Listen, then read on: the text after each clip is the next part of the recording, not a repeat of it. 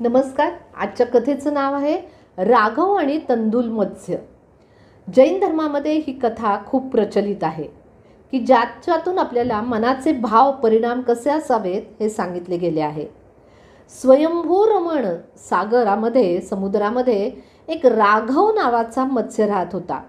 तो इतका मोठा होता, त्याचा देह एवढा मोठा होता, अगदी व्हेल माशाच्या 1000 पट मोठा, आणि त्याच्या कानामध्ये अगदी तांदळा एवढा छोटासा मासा राहत होता ज्याचं नाव तंदुल मत्स्य. हा राघव मासा पाण्यामध्ये पोहत असायचा किंवा तो निवांत निद्रा घेत असायचा तेव्हा त्याचे मुख उघडे राहायचे. शांतपणे हा तोंड उघडं ठेवून निवांत झोपून राहायचा. हे पाहून तंदुल मासा विचार करीत राहायचा, काय अहो, त्यात राघव माशाच्या मुखातून असंख्य लहान मोठे मासे सहजपणे निवांत ये जा करीत राहायचे. हे पाहून तंदुल मासा विचार करायचा, अरे इतके मासे तोंडातून ये जा करतायत तरी हा एवढा निवांत मूर्खासारखा झोपतो.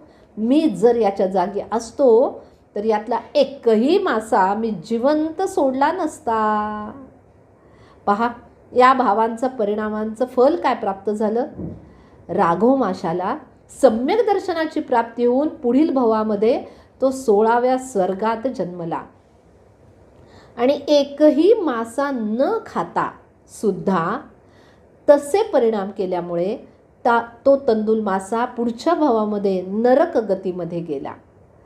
या कथेवरून काय लक्षात येतं श्रोत्यांनो आपल्या, की दुसऱ्याचे वैभव पाहून आपण कधीही मनात लालसा आसक्ती निर्माण करू नये आणि स्वतःच्या वैभवामध्ये सुद्धा कधीही आपण अहंकार आसक्ती ठेवू नये. तरच आपले परिणाम चांगले राहतील आणि आपल्याला चांगल्या कर्मांचा बंध होईल. जसे ज्याचे कर्मबंध तसे त्याचे फल निश्चितच ठरलेले आहे, हो ना. नमस्कार.